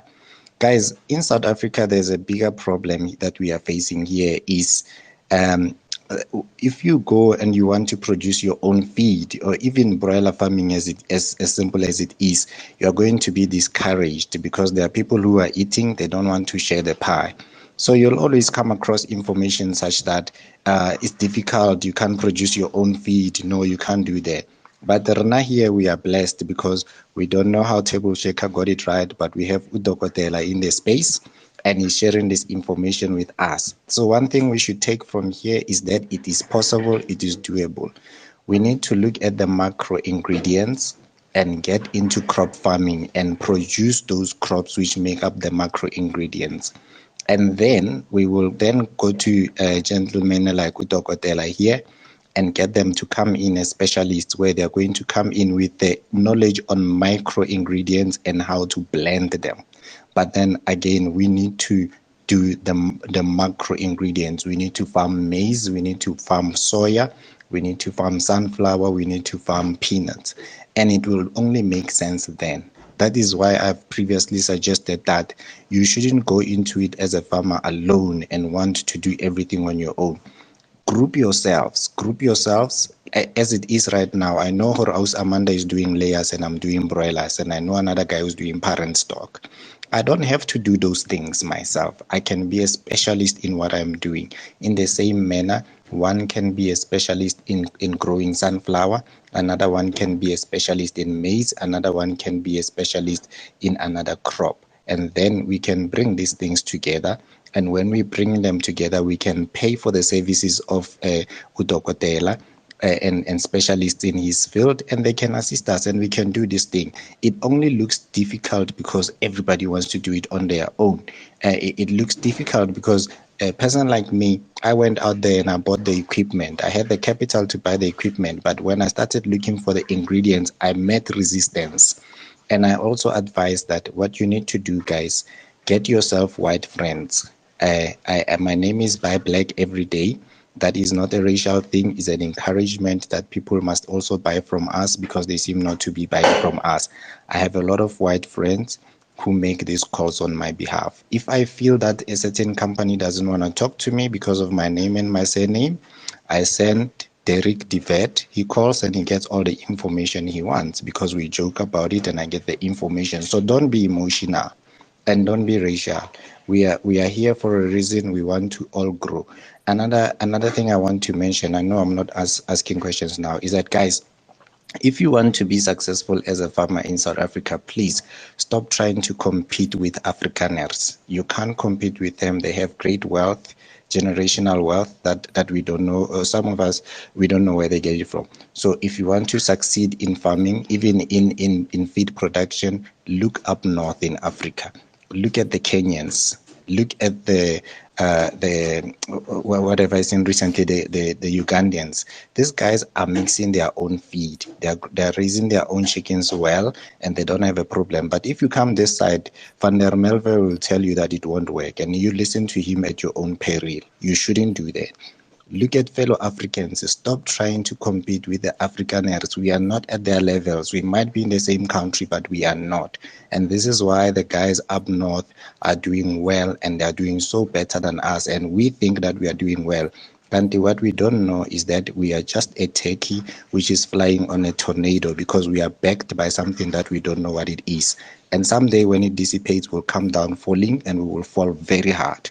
So we must be very careful of that and stop thinking we are up there. We are not. We must talk to our fellow Africans. We must get information from them. We must follow their humble methods and apply them, and we will be successful. I am doing that, and I believe that we can all do it. So don't be discouraged. Don't be told that this thing is difficult. You can't do that. You can't. We are here to tell you that it's possible and we can do it. The only reason why we are not doing it is because we don't have interest. It's not because we are incapable. We are capable to do anything that we want to do. Is within reach. And thank you very much, Amanda, for bringing Udokotela. Please keep bringing these professionals here. Let them encourage us, and then let's work towards this, guys. You've started in farming. You are a broiler farmer. You are a layer farmer. It opens ways to do other forms of farming. You have manure on your farm. You have that chicken dropping. You use it on your farm. You grow maize. You grow sunflower. You grow all these other things. You come together. You start producing in smaller packages, and you take it from there. That's it. Thank you, Amanda. Thank you so much, Abuti. We are losing Utokotela. He's a listener right now. I'm trying to get him back as a speaker. But in the everything that By Black has said, we have come to realize that the only way that we can make it as Black farmers is if we become a unit. United we stand, divided we perish. So we have started um, a stock fell. It's actually starting now, month end of January. Um, we are in the process of basically we are going to buy parent stock. We are going to produce our own feed. We are going to hatch our own eggs. We are going to sell our own day old chicks. We will have our own abattoirs, and all of that will happen because we are a unit. There is a number of us. that have started doing this. We are contributing as little as 1,000 rands. So if Amanda eyedwa with her 1,000 rands, I will not get anywhere because that will only be 12,000 rands in a year. Now currently we're sitting at 25 people. With 25 people in a month, that is 25,000 rands. So mid-year already, we will have something that is tangible. We will come back, we will testify, and we will tell you guys that it started nge WhatsApp group. Okay, so it's all about unity. We are going to be able to do this when we are united. That's the only way. And yeah, basically that's that, guys. We are not just preaching here in these spaces.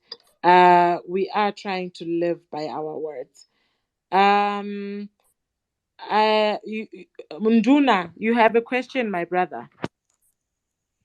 I think for just keeping the space civil, just call me either Mutumba or just call me Headman of Cattle, because that's what the name means in my vernac. Just to help you guys, because I'm very sorry. I'm realizing many of you guys can't read my mother tongue. So, Table Shaker, you can just call me Mutumba, it's fine too. But no, okay, I will what I'm forget intrigued. Mutumba. I will forget. Change your name. You have How? YouTube Nduna here. I will say YouTube Nduna. You call me Table Shaker, and I won't say call me something else. Okay, Okay. fine, fine, fine. Yes. But Thank okay, you. just to say it in English, then it means headman of cattle. So you can just call me that. I think that would help you a bit, because I'm sorry, I'm trying to force people to learn my vernacular, so they need to learn the words, just like how you guys in Mzansi encourage us to learn your names and your words. But then, as I was saying, just quickly on your stock fell, I'm just a bit intrigued on that. You guys are trying to set up your own abattoir and so forth, which sounds brilliant. It does. So meaning that you guys are trying to take power away from the current, as Black said. Well, he mentioned that there is a clique that controls literally the chicken industry. It really just makes me, as I said prior, when we had the other one, we were talking about chicken breeding. For myself, a person outside South Africa, you guys look like you got it all on lock. You got the top chicken farmers, you got all this technologies, and you got very good media spaces, African farming, Farmers Weekly, and Landpo, that write very good articles about South Africa. So I sit here in Namibia and I'm telling myself, and I tell my farmer friends here, guys, we are fighting a juggernaut. South Africa is huge. How will we even be able to compete? And when I'm in these spaces, hearing a leadership like Black speak of stuff like we are still trying to get ownership of stuff, it just makes me understand that it seems like we all face the same battle on the end of the day. And with you guys, at least you fight them there. If when they lose your market, they ship everything here in Namibia and Botswana. We end up buying all your products. So, and then coming back now to the doctor, Doc, there was something Black said, which was fish meal. I know animal products such as fish meal, we were using what also seal oil for feeding cattle and so for adding it to feeds to make certain syrup and adding molasses to it to create an energy feed for the livestock. I know that was banned. So now, as what was Barbaric Farmer was mentioning, that it's not allowed. I do understand that it was banned and it's not allowed to feed. You're not allowed to give an animal byproducts of another animal. But um, what was the rationale behind that, beside disease or germs and so forth? What was the main reason? Because in our country, it was quite interesting. And Buy Black actually wants to buy fish meal. They completely outlawed it from us to buy that and also use seal oil. So, if I was to set up my own chicken feeding producers, I hope I'm not meandering now like a river. If I'm trying to produce my own chicken feeds, would I be banned in your country from using animal products? Or in South Africa, you guys are a bit friendly because here in Namibia, they've already stopped us even from using seal oil. So I just love to hear that, Doc. I hope I made sense. Okay, the story with uh, animal byproduct in ruminant started.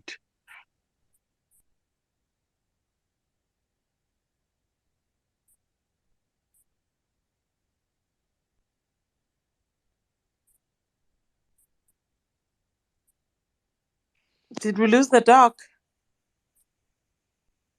You'll find that the level of amino acid in animal byproduct or animal protein is quite higher. So based on that, people tend to use more animal byproduct over the plant byproduct into different species. Now, because of the intense use in Europe, if you can remember, there was a disease which was linked. I think it was it's called a prion disease. You know, it a disease which kind of like make the cows to be a little bit mad. Like in French, they call it vache folle. You know, when that disease kicked in, and then they started analyzing the causes. Apparently, one of the causes was linked to the animal byproduct. That's how in Europe it was categorically banned, you know. And then when Europe start banning stuff, it start in few countries, and then it start moving around, until when it's going to reach us. A recent issue that we have at the moment is in Europe, the antibiotics for growth promotions are completely banned. You can only use antibiotics under a vet prescription and under control. So in South Africa, we still allowed, to use the antibiotics in the diet for diverse reason. And recently, there was some talks, not only in South Africa, even in Zambia, where they want to kind of like ban certain category of antibiotics. And the reason is that, some antibiotics have been used in human medication. So just to kind of like they want to limit the resistance, to antibiotics, because the human, you are using the antibiotics in the farms, you are getting in contact with them. Once you get sick, you go to the doctor, they give you the same one, but it's not acting. So based on that, they kind of like to uh, scientists want to be a little bit prudent, if we can put it in that way. So in many countries, animal byproducts are completely banned. Yeah, that's it. Amanda? Yes. Norma, are you still there? I think Norma's network became a problem a bit. She had a question at some point. Okay, I don't know, guys. Do you guys have any more questions that you wanted to ask? Someone was asking me in the DMs to clarify what our stock fell is about. So our stock fell is a broiler stock fell for now. But I mean, it includes the whole chain because there is planting that will be required in the long term, especially when it comes to the feed production. So the first phase that we're starting with now is that we're raising funds to purchase parent stock. So the offer that we have is to purchase the the broiler cob parent stock. So we're going to start with the parent stock, and from there we'll have fertile eggs. We'll be selling the fertile eggs, and we will be incubating some of the fertile eggs and selling day old chicks. And in the while we're in that whole process, we also want to go into feed production. That's why we've been focusing so much on the production of feed. So we want to go into feed production. We are going to experiment with our own chicks in terms of the feed production to try and see if we're going to have a success. Well, we will have a success, but eventually, once, I mean, we have Dr. Allen, we have Professor Katarere. You guys, some of you guys missed him. He's a professor at TUT. They've produced feed already. So we'll go into feed production. we will go into slaughterhouses. We will go into having our own transportation in order to transport all that we produce.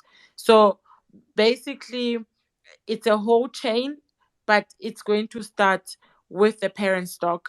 And our current project now that we're touching on is the parent stock that we would like to place before the end of this year, after winter, into the brooder, so that by 2023 we will start having fertile eggs. So that is what our stockfile is about. That's what we are raising the funds for, and it's a long-term thing. Once you are in, you are in. You can't come and say you want your money back. If you do want your money back, you must bring someone who's gonna buy you out. They give you your money, the person continues in your place. Because if you come and you want your money, you are setting us back. And then I don't know if I'm not covering everything, but basically that's what it is about. We're trying to create a generational wealth of black owned poultry business. So basically, that is what we're doing. That is what the 1,000 rands per month is for. Our doctor is back. Um, Typical Abuti, typical Scorpio. I think the doctor is back. If you had a question for him. No, my question was actually for you, and I'm very interested in this stock file, and I think I've spoken to Pi Black. Not I think I've spoken to Pi Black about it.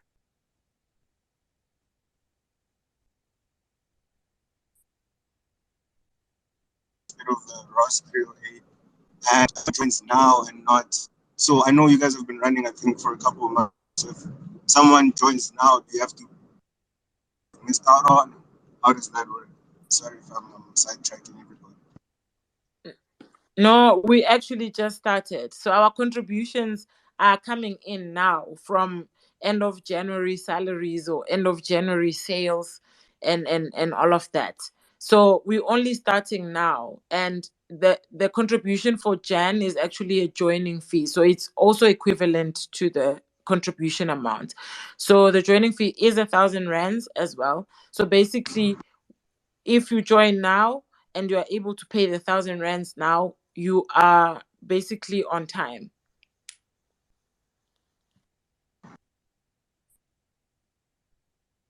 All right. All right, cool. Yeah, so I don't know. Norma, did you have a question for the dog? He's back.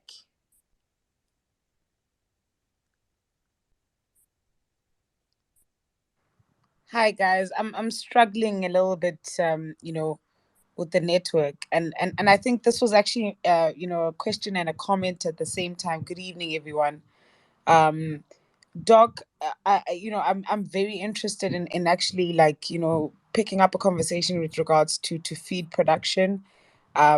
This is something that I've also been looking into greatly, just like Abu Tohang has. And Abu Tohang, I owe you a phone call because I'd like to find out exactly where do we get the equipment, and of course how we're going to come together to actually come up with the raw materials, to be able to speak like professionals like the dog. So it was actually more a comment, and just to say I'm actually proud to be in such spaces and be involved in such conversations where we are ultimately, doing what needs to be done to actually take control of the situation, as opposed to being emotional, like Abu Tuhang said in his right, that we shouldn't be emotional. We should actually learn and just copy paste, like a Coke and Pepsi situation.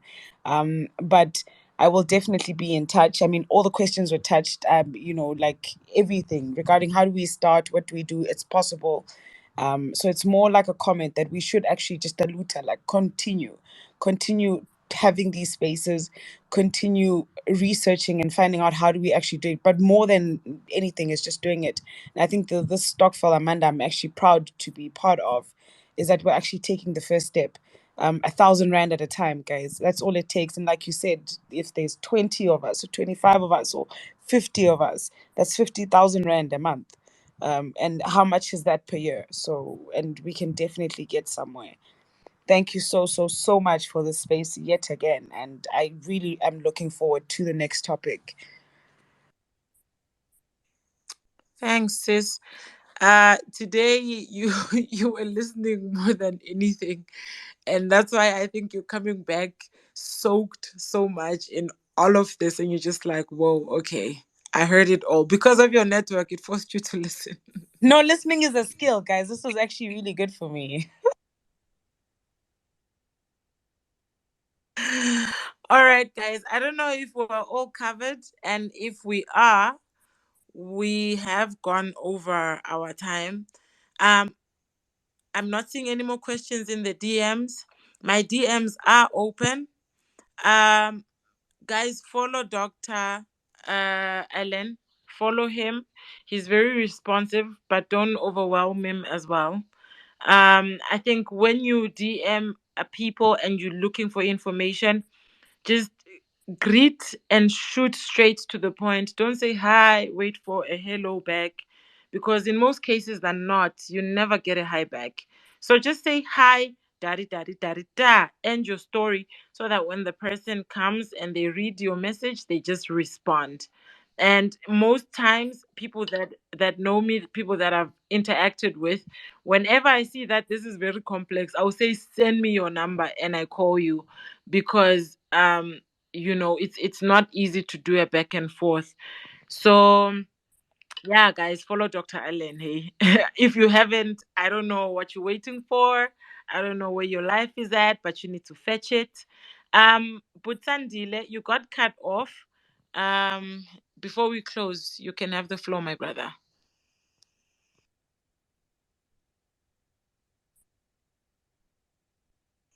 Butsandile.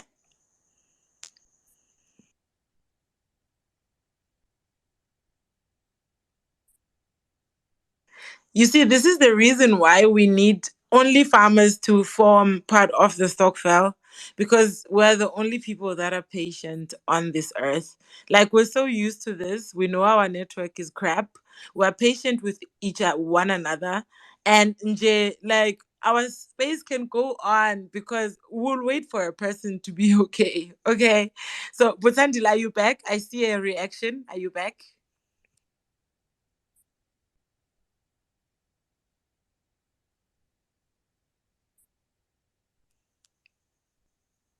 Ngathi kuyala. Dr. Ellen, any closing remarks? Thank you so much for for coming to our space. We really appreciate you. We're probably gonna call you again. Uh, Just closing remarks, please. on my side, it's a pleasure to share what I like the most. I'm very passionate when it comes to agriculture, from plants to animals. And for me, sharing my knowledge, it's a privilege, because I see myself as a privileged person. So, to my African brothers and sisters, I won't mind, telling them what is correct, and if I can make an impact in Africa in that way, thanks to the Lord, and I'll keep doing it. Secondly, as I said, I'm going to consult the few companies that I know in terms of macropec. I'm sure by next week I can get some type of feedback. But what I've got is they're open for even a bag. You can come and purchase a bag and use it on your own. And so for me, anything is possible. People, I think we need to kind of learn to work with one another. And I spent 10 years in Stellenbosch. Don't ask me how I survive, but here I am, I survive. The thing is, what I've learned is um, white people, they can have a beef between themselves, but for the protection of what they want to protect. They'll sit together and pretend like everything is okay. So I think we need to unite, regardless of sometimes of our beliefs. We need to unite so that together we can be strong. Opportunities are there, but because we are divided, because we are hiding information from one another, therefore we can excel, but we cannot excel like the way they excel. Because together they will put you know um, forces together, to let's say to have a feed mill, to control a certain religion, and you know because money unite them, even their enemies, they can work together. So that is, I think, something as black, uh, we need also to work hard, on it. On my side, sharing information, yeah, information are there. One last thing that I will advise is that there is many information also online. For instance, today, um, um, the few information that I've used was from the Ross Parent Stock Management Handbook. So, especially for you, Amanda, since you want to venture in parent stock, try to download the whole document, print it, read it, because you'll be dealing with expensive bird.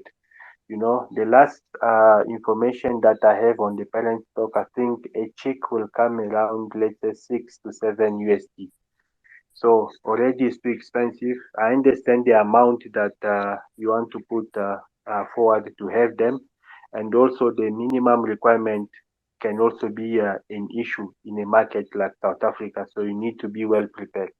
So a lot of readings, a lot of preparations. As I said to some people, I know a gentleman in Amastral. Actually, I'm going to collect my mixer and conveyor on Monday. So the guy is doing a good job. Uh, you can visit him. He's also on Facebook. You can see the type of hammer mills that he's doing. So you can also advise, in you can like he showed me a layer unit feed that he made, so he know what he's doing, and that are using. So information are there. Try to research a lot. I'm open always for discussion. Uh, if you catch me on the right moment, we can talk. We can talk. I can advise where I can. Yeah, so that basically, and you know where you can find me. I must say, Twitter, I'm a little bit shy. Um, I'm not, I just pick up my mind. Yeah, I enter Twitter just for the fun of it. And this is my second space, so somehow I'm enjoying it, and I'm looking forward to the next invitation. Thank you very much, Amanda. Thank you so much, sir. I wanted Buy Black is being lost again. Normal closing remarks while I try to add Buy Black.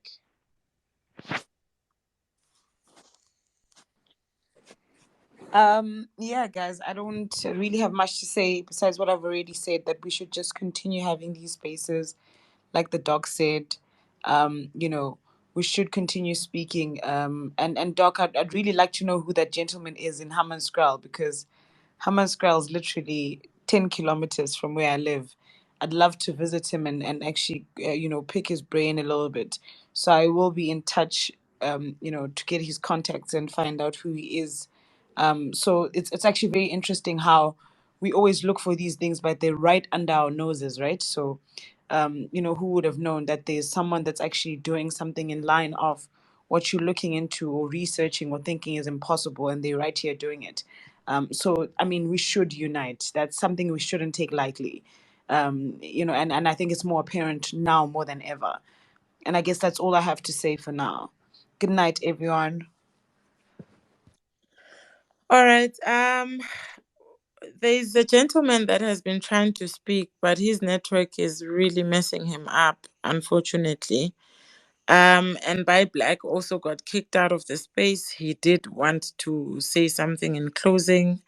That's also another unfortunate event, technology fighting with us.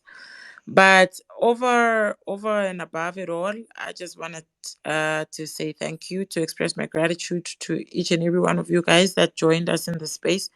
And like Norma said, there is so much power in unity. Um, I believe this. No one is coming to save us as Black entrepreneurs, Black farmers. You know, back in the days, one farmer would be given a capability to feed a town. Um, they would be helped by government to be able to feed a whole town. And basically, the bit that our government is doing, we don't even, we're not even waiting for it because it's not enough, as much as they might be trying for some people. And even though there's just management issues in all of that, but we're not talking politics tonight. um, but basically, no one is coming to save us. We need to do what we can with the little that we have and make it go a long way.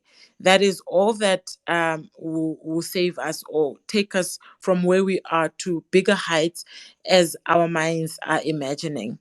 So thank you so much, guys. Angazi, I'm gonna try to add Uputsandile for the last time and see if it's gonna work. But if it's not working, my brother, we will have another space. And I'm thinking the next space will be on the 24th, if I'm not mistaken. But I will confirm out on the timeline. Search hashtag Poultry Spaces. That's where you guys will find it. I want to host poetry essay. Is it poetry essay? Uh, I would like to know what exactly they're doing to try and block the dump chicken that is coming into South Africa. So I'm trying to get them to come through to the space. If that is not the case, then I'm going to have someone that is going to give us information as to how do we get market share while we're still trying to create our own market and build our own market. I've been seeing a lot of poultry farmers, especially broiler farmers, that go into the space and then come back and say, where do I take my chickens? I have chickens that are overgrown. I don't know where to take them. So that is a very big issue and a very big problem.